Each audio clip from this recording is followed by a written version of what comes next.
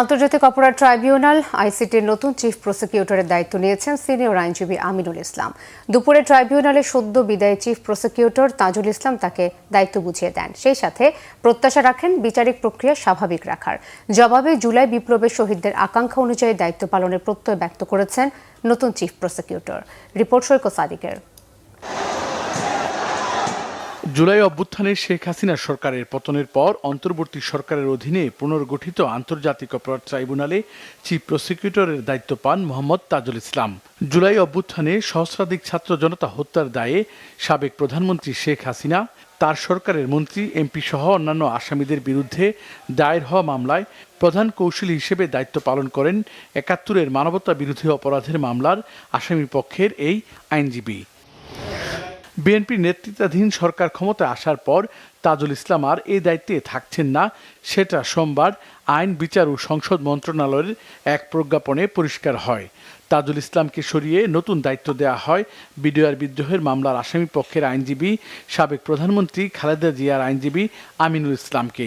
দুপুরে তিনি ট্রাইব্যুনালে আসেন, দায়িত্ব বুঝে নেন তাজুল ইসলামের কাছ থেকে। এরপর গণমাধ্যমের সঙ্গে কথা বলেন নতুন চিফ প্রসিকিউটর, ব্যক্ত করেন জুলাই শহীদদের আকাঙ্ক্ষা বাস্তবায়নে কাজ করার প্রত্যয়। এই ট্রাইব্যুনালে যে সকল অপরাধীরা বিচারের সম্মুখীন, তাদের জন্য সুস্পষ্ট মেসেজ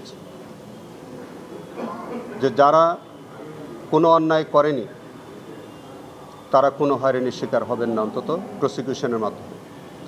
কিন্তু যারা প্রকৃত অপরাধী, তাদের প্রতি প্রসিকিউশনের পক্ষ থেকে একটা ক্লিয়ার মেসেজ আমি দিতে চাই যে যারা অপরাধী তাদের প্রাপ্য সাজা তারা পেতে হবে। নতুন চিফ প্রসিকিউটর দায়িত্ব অর্পণের পর ট্রাইব্যুনালের বাকি মামলার বিচার কাজ চলমান থাকবে বলেও আশা প্রকাশ করেন সদ্য বিদায়ী চিফ প্রসিকিউটর।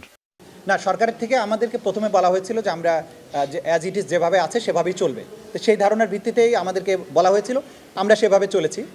তারপর গতকালকে উনি আসলে আমাকে ধারণাটা দিয়েছেন যে সরকারের ইচ্ছা যে এখানে নতুন কাউকে রিপ্লেস করার।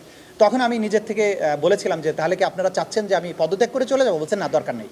কারণ হচ্ছে যে ন্যাচারাল প্রক্রিয়াতে রিপ্লেসড হবে, আপনার জায়গায় যখন রিপ্লেসড আরেকজন হবে তখন আপনি যাবেন, আননেসেসারি পদত্যাগ করার দরকার নেই।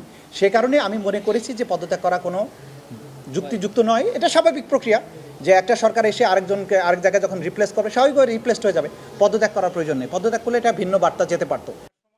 সৈকত সাদিক, বাংলা ভিশন, ঢাকা।